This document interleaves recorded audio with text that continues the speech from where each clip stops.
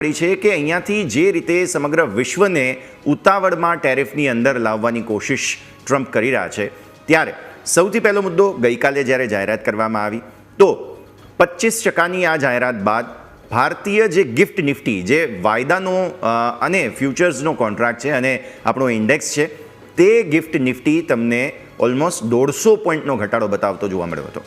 આજે સવારે ફરી એકવાર જો આપણે જોઈએ છીએ તો 200 પોઈન્ટથી પણ વધુનો ઘટાડો છે. ઘણા માર્કેટ એક્સપર્ટ્સ એવું કહી રહ્યા છે કે આના કારણે થઈને નેગેટિવ ઇમ્પેક્ટ શેર બજાર પર આવી શકે છે અને હાલ શરૂઆતમાં જોવા મળી પણ રહ્યું છે. તકલીફ શું છે? તકલીફ એ છે કે જે આજનો દિવસ છે ગુરુવાર, આજે નિફ્ટી આપણો જે મેઇન ઇન્ડેક્સ છે તેની મંથલી એક્સપાયરી છે, માસિક એક્સપાયરી છે જુલાઈ મહિનાની. આજના એક્સપાયરીને દિવસે હંમેશા શેરબજાર બહુ વોલેટાઇલ એટલે કે ઉથલ પાથલવાળું રહેતું હોય છે.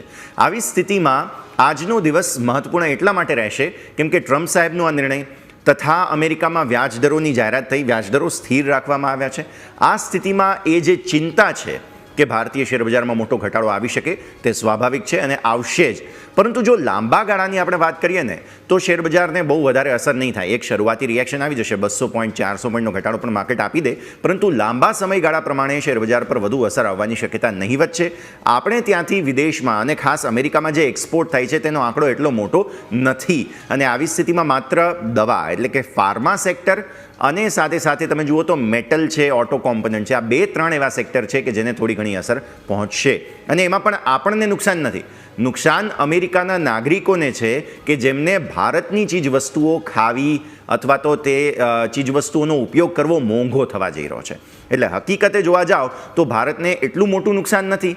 હા, અમેરિકામાં જે પ્રોડક્ટ તમે મોકલો છો તેનો ભાવ તમારે વધારીને આપવાનો રહેશે. બેઝિકલી વાત અહીં સિમ્પલ એ જ બની રહી છે.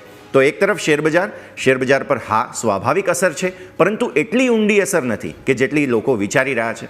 અને સાથે સાથે જીડીપીની જ્યાં સુધી ઇમ્પેક્ટની વાત છે તો હા થોડી ઘણી અસર નકારાત્મક આવશે, પરંતુ અગેઇન એટલી ઊંડી નહીં કે જેટલી અત્યારે ફિલહાલ લોકો વિચારી રહ્યા છે.